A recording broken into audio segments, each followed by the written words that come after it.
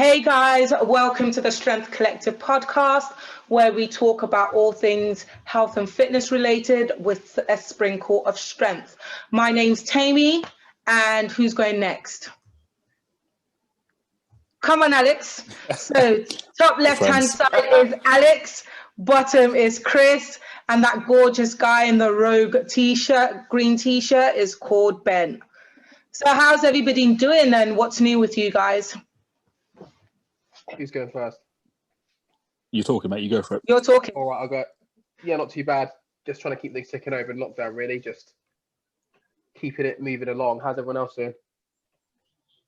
Yeah, good, no, mate. I'm Same good. as you. I'm good. I mean, guys, I think you already know, right? Tammy's already dropped it. That I'm quite lucky that I've got a stack of kit at home, right? But and Tammy's going to hate me for it, but actually, training at home is not as nice as everyone would think. I'm lucky I've got the kit, but it's it can be difficult sometimes. Actually, the environment you're in, and you actually just don't feel like you want to train at home. But I can't complain too much because Tammy will tell me off. How about you, Alex? Yeah, Since all you've got good. the wife with you. Yeah, I'm all good. Well, I'm pretty lucky because of elite athlete status, we can still get into the gyms. So, nothing changes for me. Okay, so let's start off by kind of introducing ourselves because obviously we're a new podcast. Who are we and how did we get started? Who wants to start it off? You start, Tim. Oh, how nice. Thanks for just, making it all about me talking. So my name's Tammy. I am a personal trainer based in London.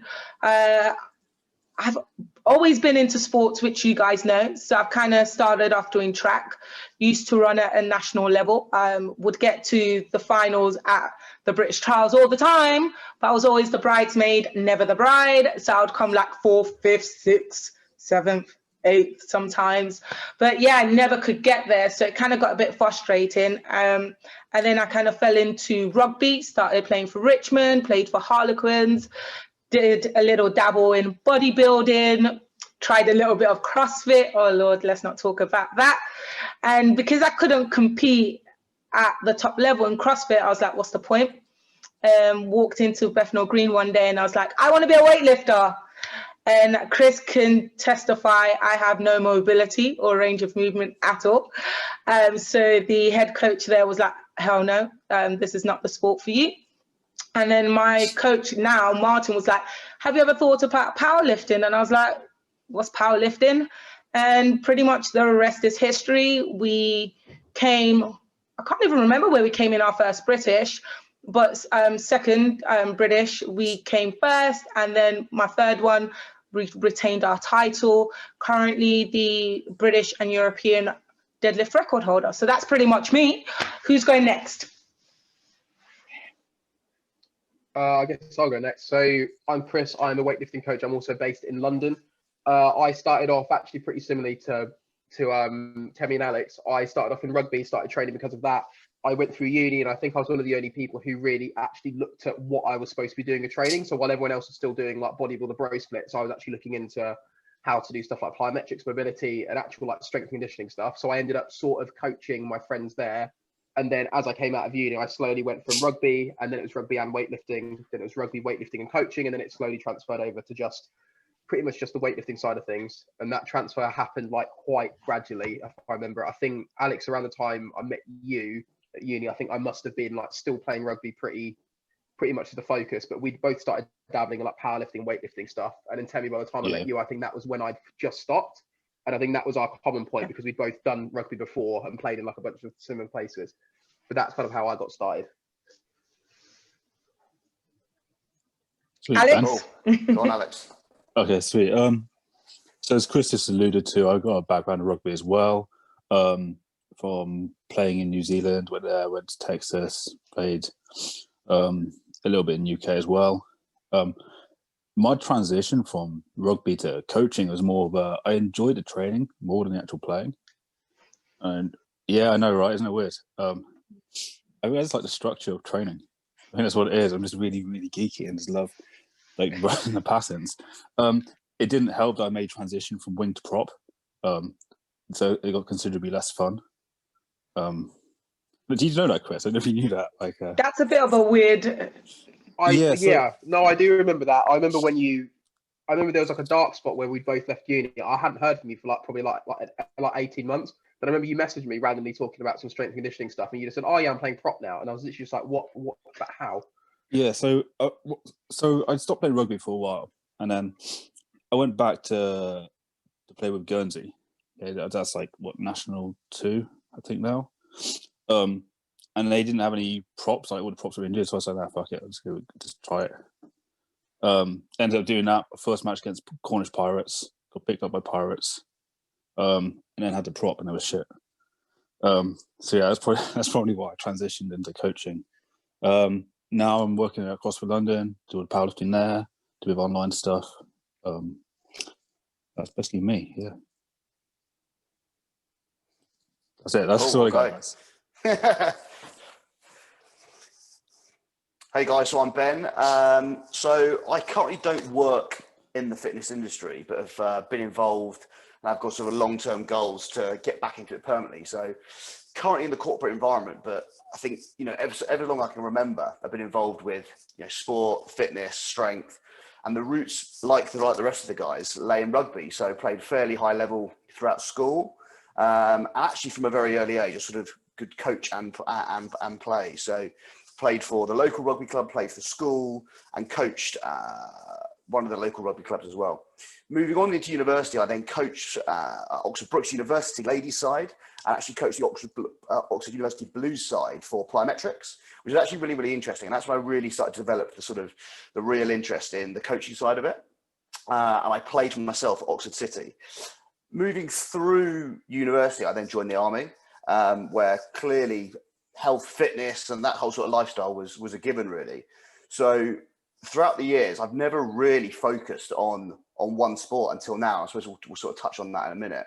So played rugby throughout, been out to Italy.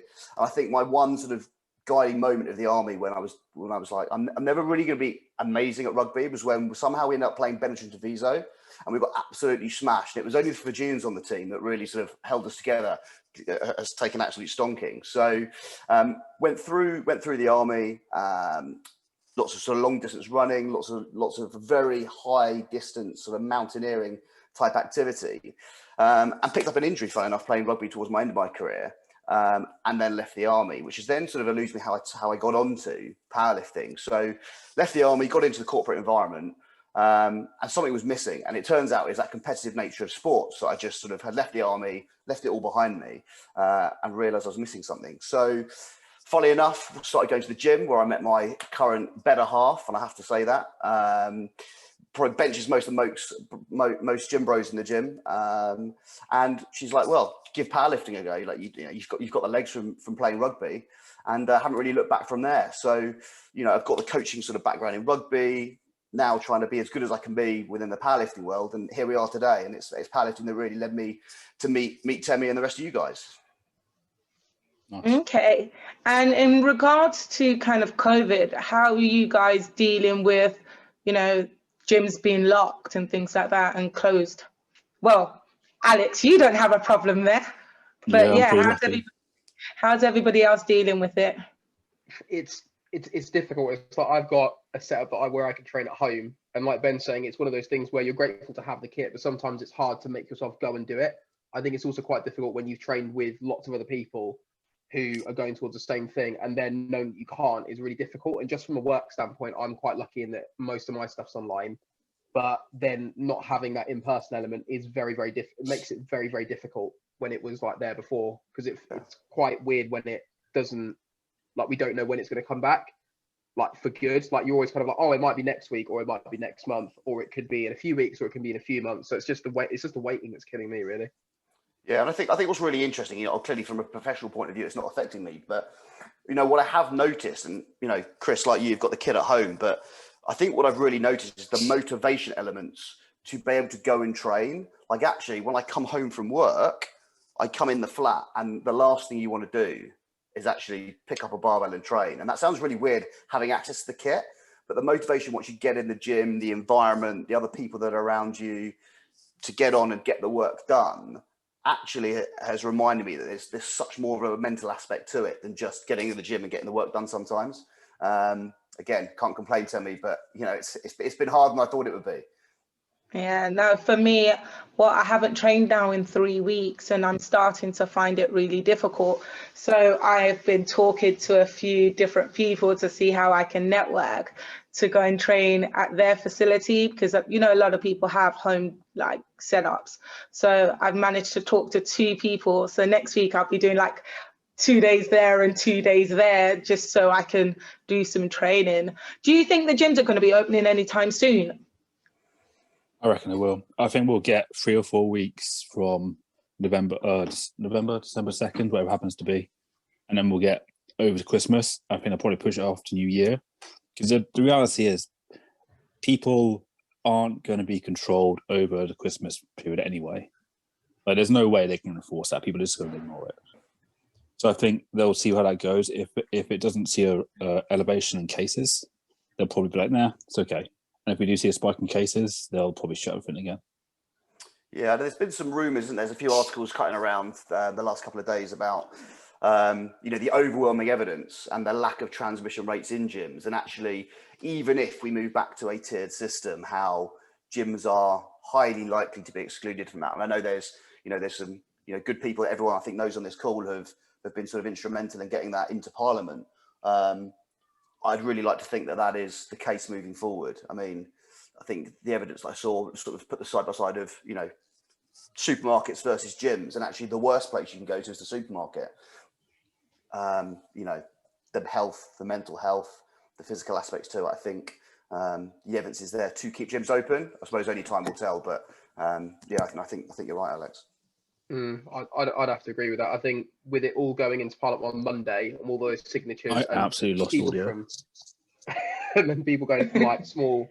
I think that guy that Ben, you're probably referring to, that Nick Kappa guy, was referring to it as, you don't really get many times when, let's say, like a very, very small independent business and the bigger chains will get together and be like, yeah, let's like go and say something about this. Like, it's the equivalent of like McDonald's going to like your local fish and chip shop and saying, oh yeah, we need to get together and have a word with someone about this. And I'm hoping that on Monday, it is Monday, isn't it? Monday, Yes, Monday. They'll have a discussion and we'll get something. But I think there's different rumours about what they'll do.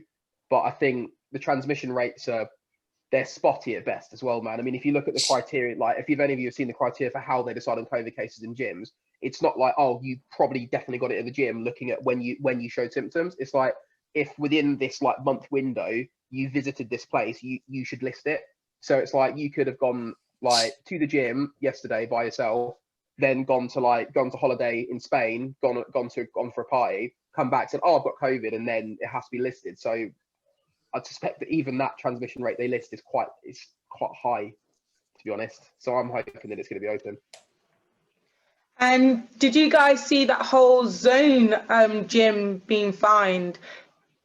How do you guys feel? Do you think the government should enforce that fine, or do you think it should be overturned? Because I do think it's really harsh, because if I am being a bit selfish, because obviously working in a gym is my way of making an income, and a lot of my business isn't online. So I can completely relate with the owner of Zone keeping the gym open. But at the same time, I can understand that if everybody has to close, what makes you so special?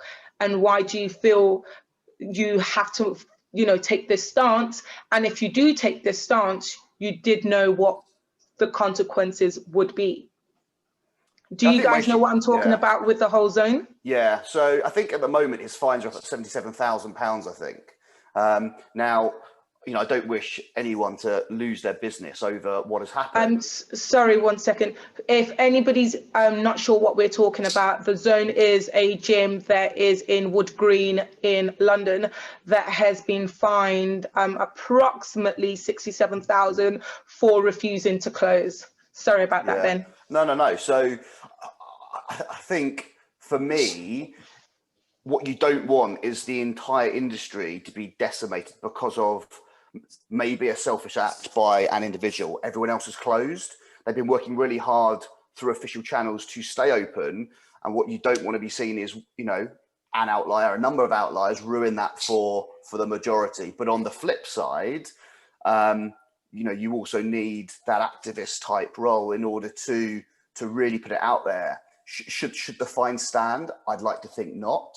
But again, where do you draw the line between, well, he's gone and done it, and their other gyms have complied, and it's a really fine line to tread. I think I just go with.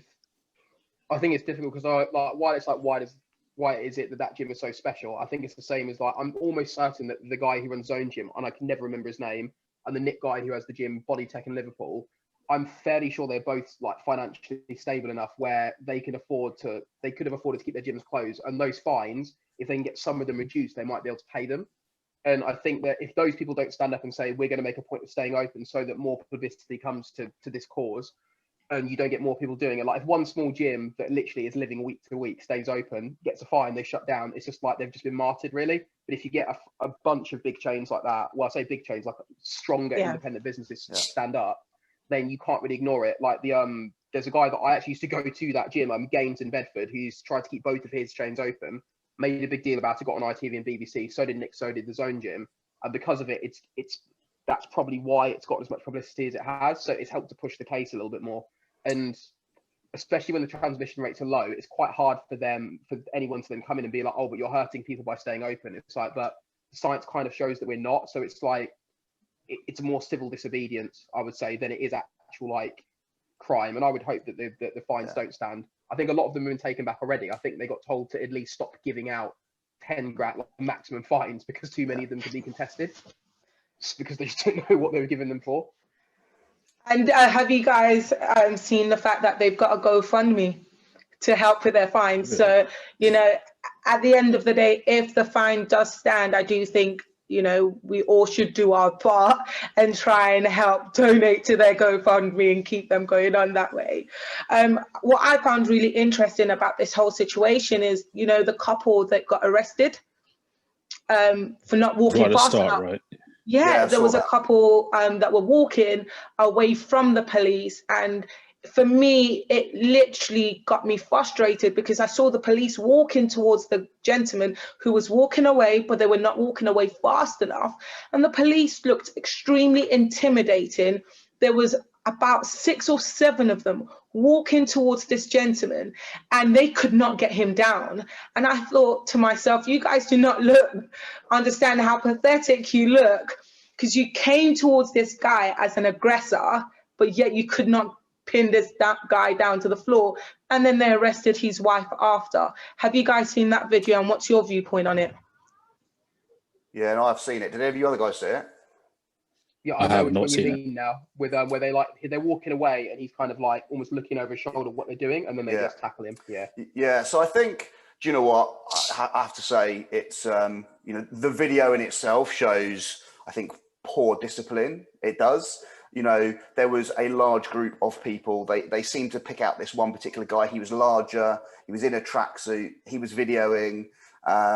You see one side of the story from that video, but I mean, personal opinion is, it was overkill, and I'm sure there are many examples across where people have had that, had that either done to them or experienced or seen. So I think for this whole COVID scenario, though, has increased tensions across many, different sort of aspects that are crazy. You'd never see them in normal times, and it should not excuse the professionalism that organizations should show.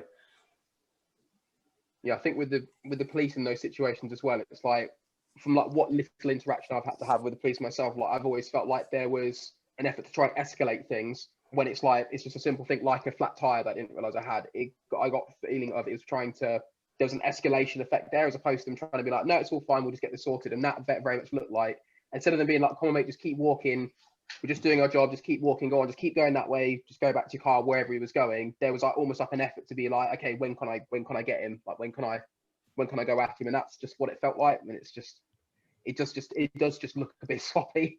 Yeah. When you watch a video, but we don't know what happened before that. He could have shoved one of them. Oh, there's quite a few videos that actually show how it started, and it literally started with the police telling them to move on.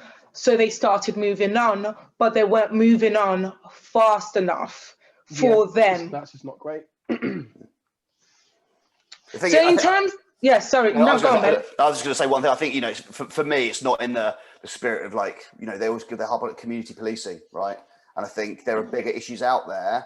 And I think, Temi, you hit the nail on the head. You know, they could have just, you know, come on, you know, do yourself a favour, just keep going, just de-escalated the situation. Where that particular scenario, they were full on, you know, wanting to escalate it, and they were like, you know, personally, there's no need for that.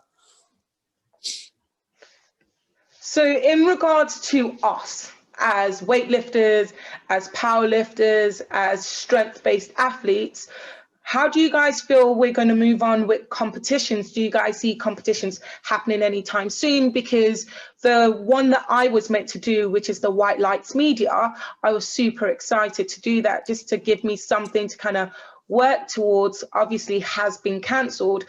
How do you guys feel that was on in the first place during COVID? And how do you feel like our governing bodies has dealt with this current climate? Because I know with you, Chris, you guys have had online competitions, haven't you? And how's that been? It's been a bit of a mixed bag. So just to preface it, I think that White Lights Media thing, I thought it would have been fantastic. Like, I really liked the idea of that. Same as like the SBD champs that I think they did it might have been last year. And I think that just happened a bit too late on in the year. Like, there's a lot of other fitness comps that happened with a lot more people sharing equipment. And I think the powerlifting one would have been fine. But the international comps we've had have been a mixed bag. Like, most of the ones that have been really good that I thought, yeah, that was actually done really well, is like the IWF Youth for like Junior Worlds. Some of like the Friendship Cups have gone internationally, whereas actually with the BWL, like I'm never really like very quiet about them, but they just haven't handled it very well. So at first, when there was a window to put in-person comps back on, they didn't. The online comps weren't advertised very well, and like the way they were done was fine. Like, it was actually quite easy to do, but they just weren't done very well. And then nationals has been put off, like as in there's no more nationals online. It's been put off till the back end of next year. So everything for the calendar next year until November is online. But the problem with that is they've not made any of it mandatory. Like, to say like, oh, to be ranked, you have to sign up for one of these comps. So no one's going to do it. And I think for us, it's just going to make it so that very few people are going to train as hard as they would have. Very few people are going to hold themselves up to the standard they would have, because they're just going to wait till in-person comps are back. And then I think you'll see personally, from a weightlifting perspective, I think you'll see it that maybe people struggle to hit the qualifying totals, whereas they've been going up the last few years. And I think you'll see people struggle to hit them now, because if there's nothing on till November next year, then you're not really going to do that much if you know there's no competitions on, which is the difficult one. It's an interesting one, because I think from a powerlifting perspective, they have said you can take your qualifying total from 2019, but you have to hit the new 2020 standard. So the total has increased, but you know, but you can get it from 2 years previous. I think the way that governing bodies look at this, they could do it much more intelligently. I know certainly from a powerlifting perspective, it's a volunteer organisation, but there are rules out there, especially when you look at elite athlete development and the ability to select your national team, where you can find ways around even the current rules. You know, I think we're all hoping that there's some sort of relaxation so we can go back to some sort of normality, as they are doing in the US for powerlifting. You know, they're following the rules by the book with masked up, and that's the way it is. But I think governing bodies should be using elite athlete, you know, national team selection justification to try and run some more comps in the interim, because otherwise you end up with popular sports, you know, weightlifting, one of which is an Olympic sport, and you actually end up decimating the grassroots for future years to come. And I think that's really key. And that's, you know, you could talk about that across all sports. And, you know, I definitely saw it back in my rugby days, but I think the knock-on impact will be at the elite level in 2 or 3 years' time. Yeah, I agree with that. Alex? I'd like to see an athlete passport in place. If you want to compete, if you're serious about competing, paying for getting yourself a COVID test isn't a big deal. If you have a test a month outside of competition, you should be allowed to compete, provided it comes back negative. Same thing for international competition, same thing for any level. But if you're going to compete, like, we all pay fees to go there. Like, we might pay to fly to another country to compete, right? Paying whatever it is to get a test isn't a big deal in my eyes, and if that makes everyone safer, and we follow the guidelines with masks and staying like as socially distanced as possible, etc., I don't really see why you can't hold competitions. There's already rules out there that will allow sports teams to play. Like we see the rugby's ongoing at the moment, there's no crowds. Like, why can't we just follow the same kind of procedure and allow certain competitions to play as long as there's a measure of safety in place beforehand?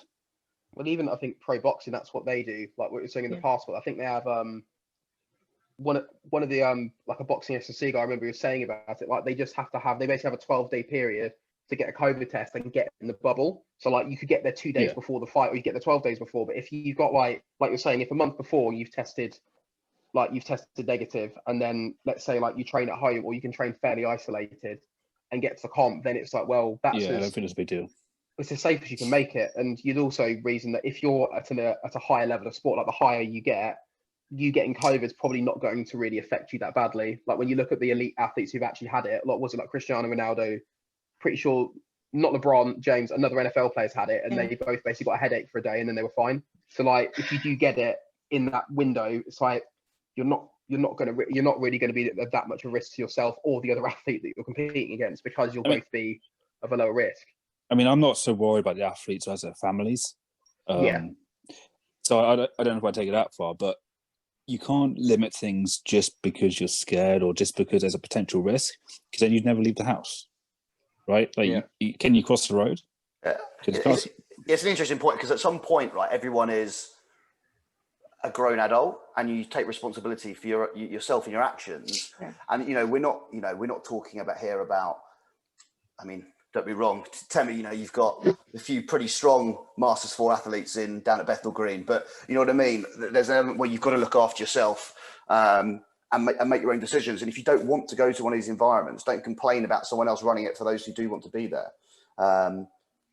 I think that was the thing I found really frustrating. So for me, wanting to do the white lights competition and hearing all the people whispering, oh, why is that competition going on? And it shouldn't be going ahead. And you're like, well, if I take responsibility for me going there and I do my part by wearing my mask, making sure I'm washing my hands, making sure that I'm keeping social distance from somebody else. And I think white lights organized the competition. Obviously it didn't go ahead, but in terms of what they had planned, looked very good. In terms of like coaches weren't even allowed in the warm-up room because they wanted to limit the amount of people that were in there, and I thought they were going to do that really well. I think the frustrating thing for me though is the fact that I was listening to Eddie Hearn, who's a boxing manager, and he tested positive for COVID, and his father also tested positive for COVID, and he was talking about how it made him feel versus how it made his father feel. And for somebody that has quite a lot of family members that are high risk, you've got to be responsible for yourself. So if I know that I have family member that's high risk, I wouldn't necessarily go around them during that period of time. It's just like anything else, I suppose. Yes, sweet. I love it. Alex is just like, yes, sweet. We're all adults. Let's just take responsibility for ourselves. Yeah. Well, I do think there's a social obligation to not be a dick, right? But we're naturally, people are naturally quite selfish and quite, Yeah. You said it. You said the word. What was the word, Alex? To say dick. Exactly. I can't say it. It sounds so weird coming from my mouth. But no. Ben, were you going to say something? No, I just think, I get it. It's really sad. A lot of people have lost their lives, but you also, and this comes back to, the development of elite athletes for the future. Let's take it much broader than that. The country, the world needs to get back on track. And unless we don't want a world to live in the next 2 or 3 years that's sustainable for anyone's quality of life, what do governments expect us to do? And I think, this comes exactly down to Alex's point. It's social responsibility. Don't be a dick, but at the same time, don't have a go at other people who are willing to put themselves in a situation. You're not in their situation. If you've got someone at risk that you want to shield, you want to protect, then you don't have to put yourself in that scenario. And at some point, I think we need to get beyond that and have some sort of return to normal. So on that note, let's talk about strongman. Obviously, we know the 2020 strongman just happened, and did you guys watch it? What did you think? What was your favorite event? Because for me, you know, I really would love to try the keg toss.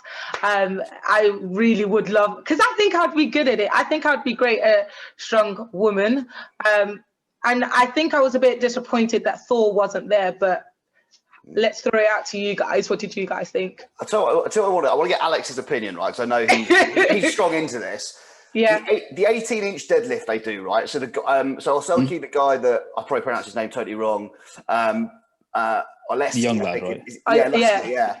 So obviously new world record with the 18-inch deadlift. I think it was like 330 odd kilograms. I've got it here. 337.5 kgs. Mm-hmm. Yeah. When you look at that compared to what Thor did earlier on in the year, like, don't be wrong, like, it's a huge deadlift. But how much, you know, I don't know with your background, Alex, how much harder is that to achieve at that weight compared to the normal conventional deadlift? Because it's a huge weight, but it doesn't seem that much more than what Thor lifted, you know, earlier on in the year as a conventional. So this is the wagon wheel deadlift, right? Yeah. Yeah. Yes, I think it's very dependent on body type on that one. So you might have someone like Thor who's basically not got a difference between his off the floor and his 18-inch because he's such like a leg-driven deadlifter anyway. Whereas someone like was it? It's like Novikov or something like that, isn't it? Yeah, his surname is Novikov. Yeah. Novikov, Oleski. Yeah. If you watch what he did when he did that deadlift, all he did was like a hip thrust, right? All he did was just wedge his hips through the bar. So for him, maybe it's even. I know personally, I get quite a lot out of the 9-inch block. But yeah, some people really suck at it. For like Temi, probably find it pretty hard off there. Yeah, I definitely would do. Yeah, I think it's really dependent on the body type. Yeah, if you look at a lot of his training videos on Instagram, you know, his conventional deadlift off the floor is nowhere near 500. that. No, it's not. I mean, I think it's like 400. It's not that bit, you know, compared to what Thor did. But I mean, it's big, right? It's bigger than mine.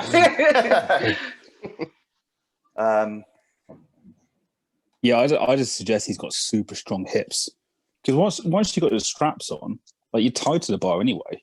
Yeah. As long as you have like that mental ability to get your hips through and not worry about your shoulders popping out or whatever's happening, like you're good.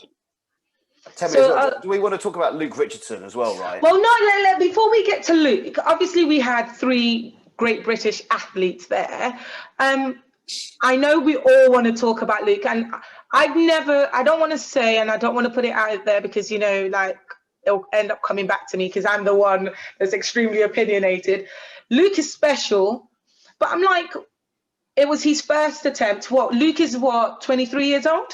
Yeah, he's young. I think Luke is 23. Yeah.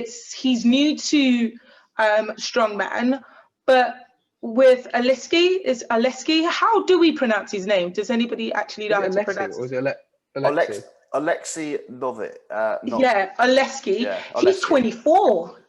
He's young. If you watch him down from last year, he did well last year as well. 24? Yeah. Wow. Okay. He's 24 years old and he won it. But what I want to throw to you before we talk about, you know, the British talent and Luke is the fact that so many big names weren't there. So Martin, the winner from last year, he wasn't there. And the reason why he wasn't there is how do you get hit by a car as a pedestrian? Like, so literally he was a pedestrian and he got hit by a car. So obviously he's injured, he can't make it, and he didn't want to rush his recovery, which is completely understandable.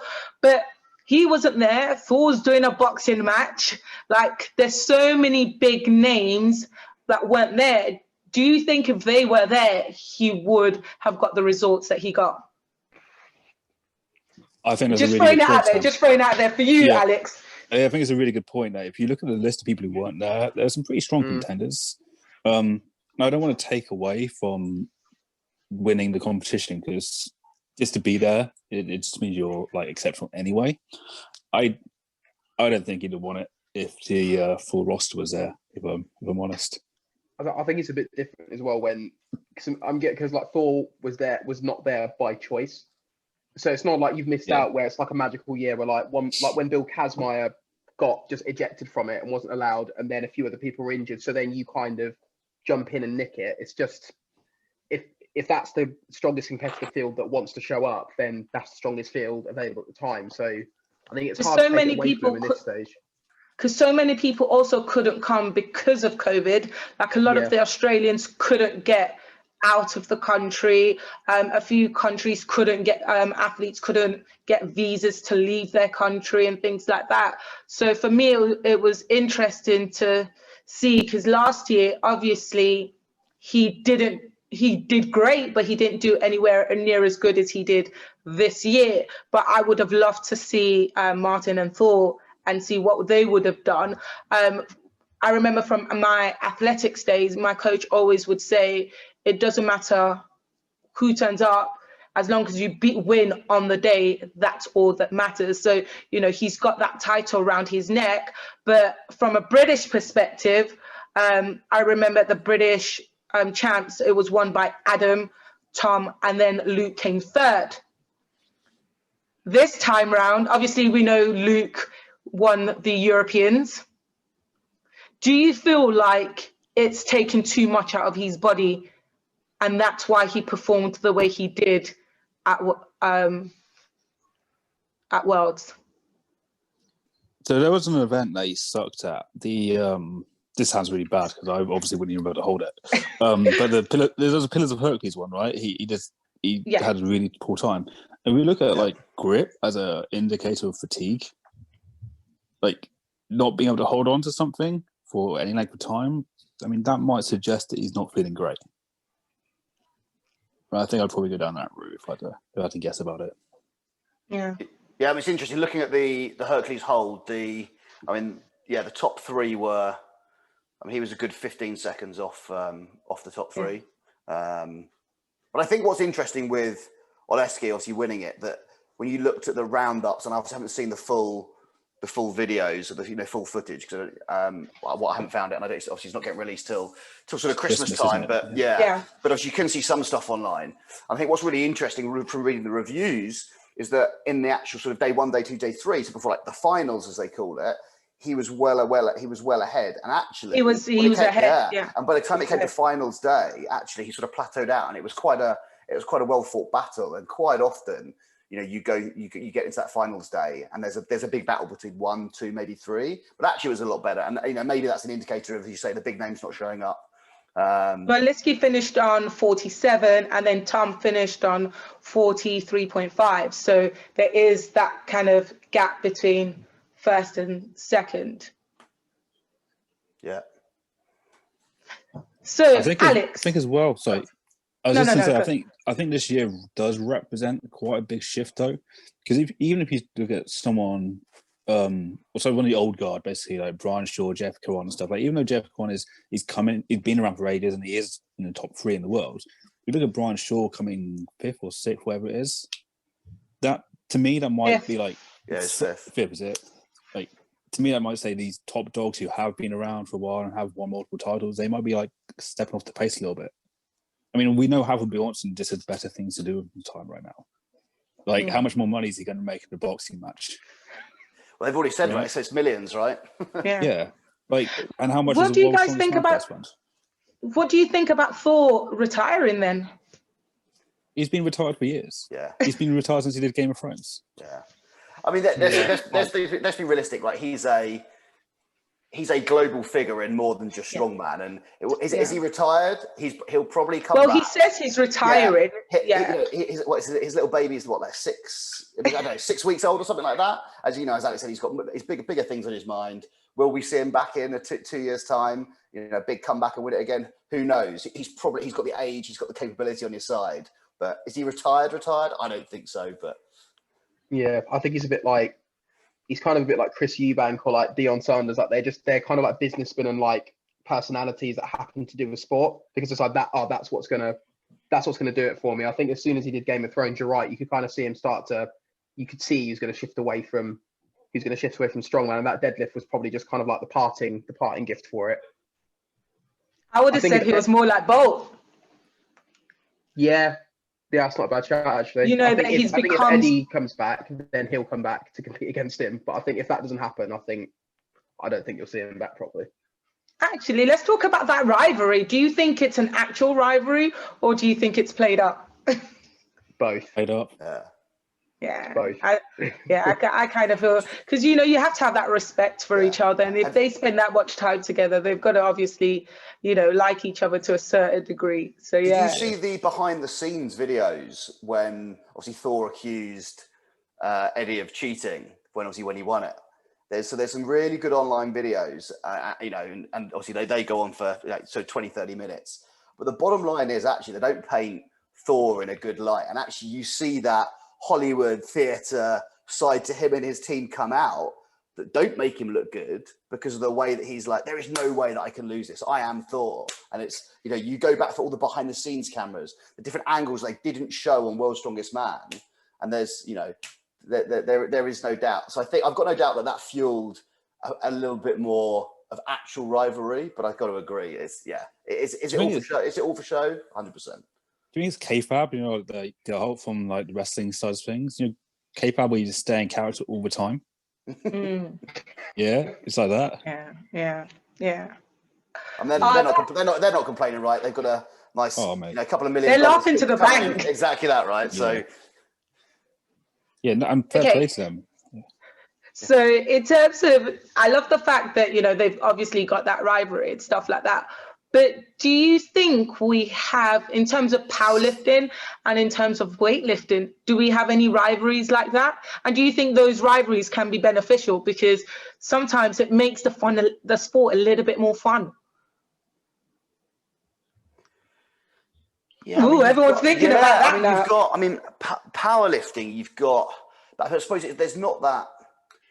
I don't know what's the right word to describe it. It's a rivalry, but there's not the anger behind it, right? There's not the confrontational side of it on Instagram. I mean, you've got, I forget his name now, the USA 74 lifter, Taylor Atwood. And you've got, there's 3 or 4 up and coming 74s who are at it. And they're like, they see you do it without straps. And he comes out, he posts a video. There you go, I've done it without straps. But there's not the confrontational side of it yet. Maybe it will come. But I do think it's good. Let's be realistic. Any publicity is good publicity for a sport, right? I think with powerlifting, the main one I could think of immediately was who's the Welsh guy? Owen Hubbard, and then like Brett Gibbs. Yeah. Is it Gibbs? Oh, yeah, that is the name. Those 3, you can kind of see it a little bit, and I think that's like interesting. I think it's hard with powerlifting though because you can't it's not like weightlifting where you can try and mess someone else up by jumping up a weight at the last minute or change your attempts or sitting opposite someone in a warm-up room. It's a bit more difficult because of the way the flights go. So I think that sometimes takes away from the actual direct head-on-head. But the way you can literally go head to head with someone because you'll be trading attempts back and forth. In fact, you can do that in powerlifting. Yeah. You can play about with deadlifts, So I'll give you an example. I think it was Europeans. I managed to get it was Worlds because I came 3rd at deadlift at Worlds solely because of points, because the girl wasn't looking and didn't expect me to get my lift, but we went smart and she went greedy in the nicest possible way. And obviously we then ended up going home with 3rd with the bronze, and obviously she missed out simply because they didn't calculate. Because there's so many things with powerlifting, how your body weight, all of those, your lot numbers can affect, your position and things like that. So yeah. So I think in British powerlifting, one of the biggest rivalries, before he went to CrossFit, Josh Greenfield and Sam Watt. British last year, right? Those guys where Josh has got his little film crew with him and they're screaming, shouting.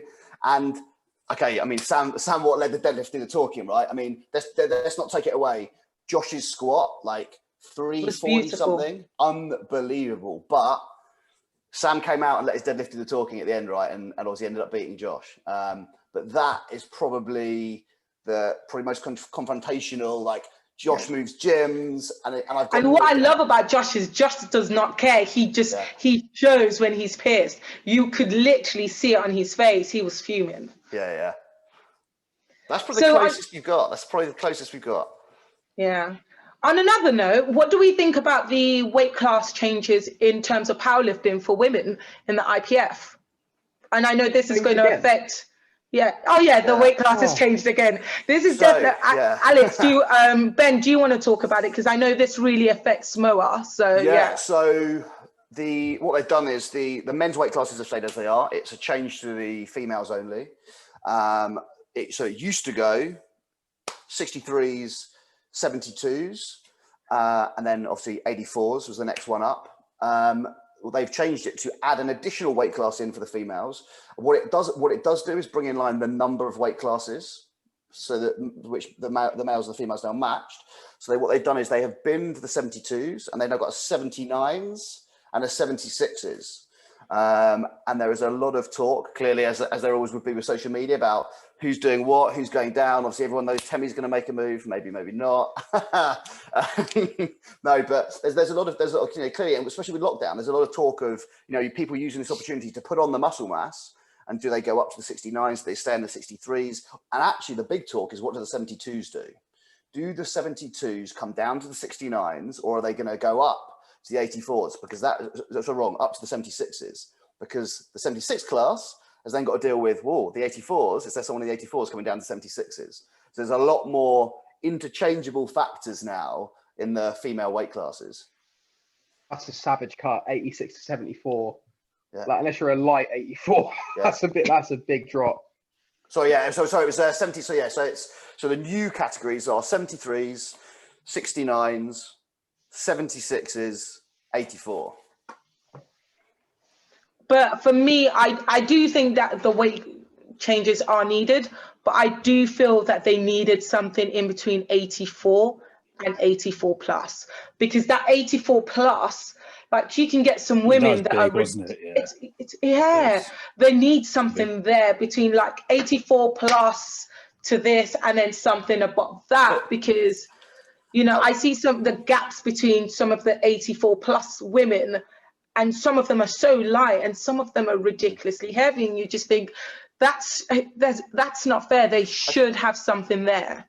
Yeah, for me, this comes down to, and I think, again, it'd be interesting to get sort of weightlifting strongman opinion on body weight as well, right? Because you don't get it so much in strongman at the sort of elite level, but you're doing weightlifting.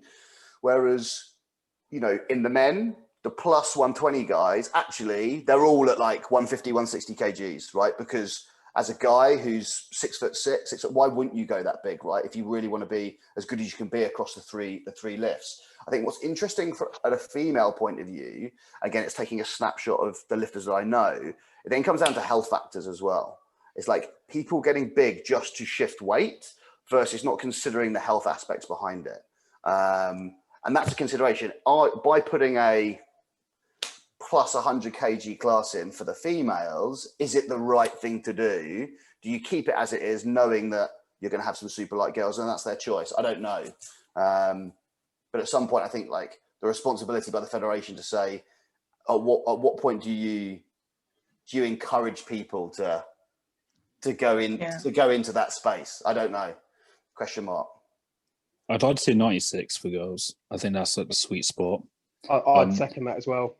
Yeah, and I think the additional weight classes is a good thing, as long as the meets can still control like the flow of the event. Like, even if you separate like a bunch of weight classes into the same flight, I think to have someone 84 compete against someone who's 120 is just ridiculous. Yeah. Like, it's just pointless. And do you guys think we should be drug testing during this whole COVID situation? Because I've noticed that, I can only speak about myself and some of the other athletes, obviously, that I follow and that I see, no one's been drug tested. I mean, how do you drug test and social distance? In theory, you can still drug test social distance. So the only ones they've done, Temmie, that I'm aware of are the guys and girls who were on the 2020 out of competition list. But that was earlier on in the year. Yeah. So they just so it'd be really interesting to see what happens. I mean, again, social media is a great thing, right? You see people in lockdown having not had access to the gym, they come back in and they hit a big PR.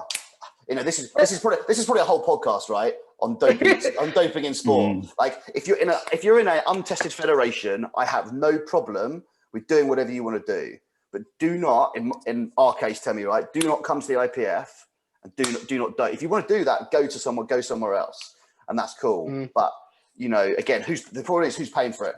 The issue is our membership for British powerlifting being a non-professional sport. But we're still paying for it, and our membership this season, we've paid for the membership, but we haven't had any competitions apart from the women's British that happened in March, you know, and we're not getting a refund for it, and they're not carrying it over to next year. I do think it's important for me, coming from different sports. Drug testing is one of the reasons why I chose IPF. And apart from that's the only federation I had ever heard of because of our gym. But I think that whole element of drug testing made me feel like it was a fairer sport. Me being petty, I'm seeing lots of people lifting some ridiculous weights in the gym. And I'm like, yo, you didn't do that on the platform. Maybe wait, you know, all of these things. We had a member of our gym come back from lockdown absolutely jacked. I won't say who, but he looked massive, which is interesting. I think I already know who you mean. Nah. I mean, for me, I think it just depends, right, on what your sport is. Again, do I have a problem with it? No. But again, I think for us, Temi, for you, you know, certainly for you, Chris, you know, in weightlifting, you know, you don't do it because it's not in the spirit of the sport. I think what's really difficult, Temi, sort of coming back to your original question, is how do you then enforce something at the back end of this year? Do you walk into Bethnal Green and go, right, Ben, you've held your British powerlifting membership this year. I know you've not done a comp. Get in the bathroom and provide us a piss sample. Yes. Yeah. It is that black and white. Yeah. If you know, clean sport, and for me as an athlete, it's all about the clean sport. If you do want to take drugs, go into a federation that allows it.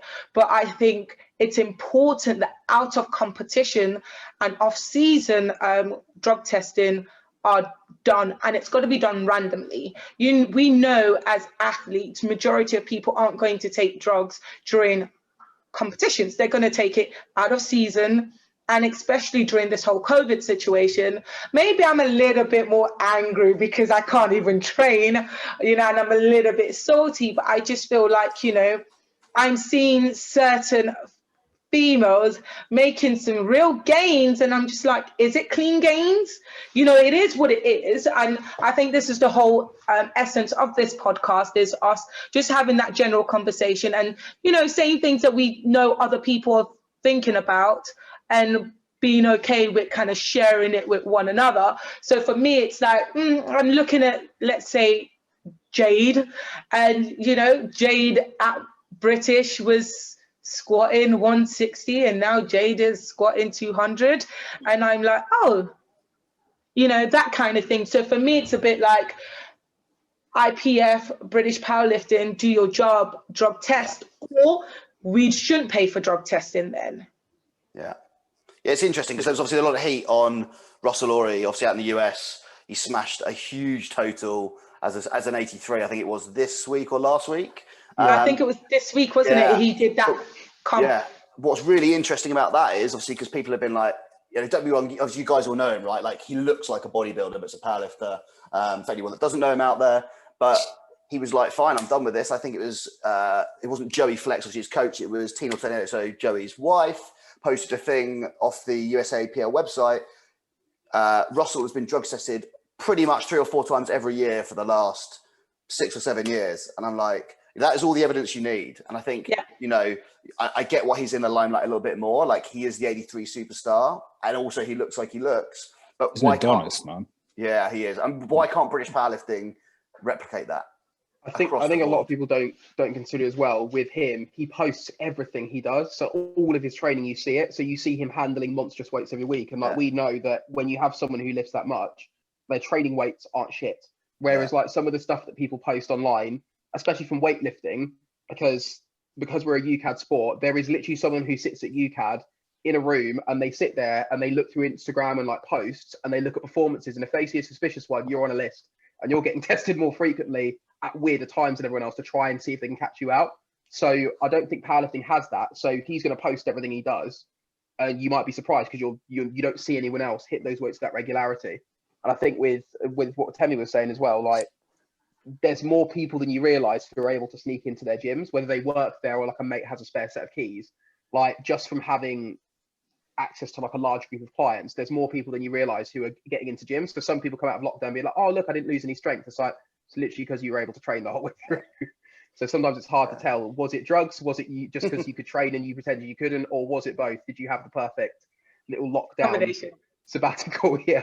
It's fine. I mean, I think Russell's only problem is his squat depth. I mean, he can still squat more than me, so it's fine. But come on, Yeah. man, sing that squat. No, that's a good point. That is a good point.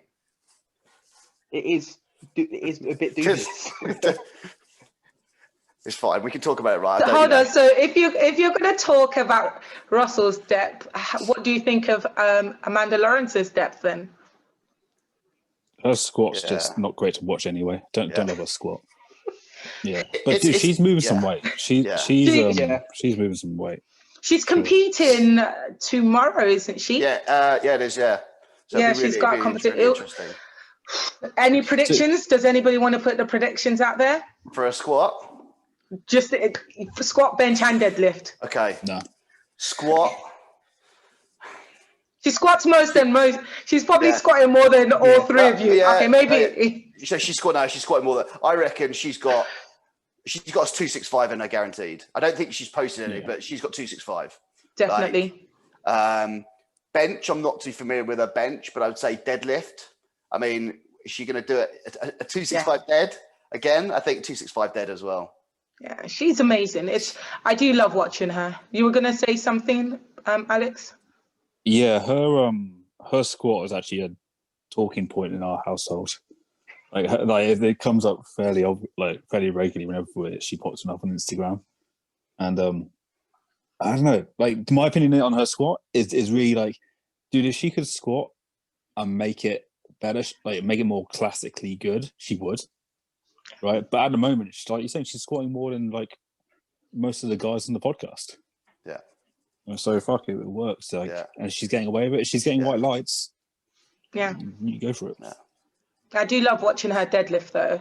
Definitely love watching her deadlift. What were you going to say, Chris?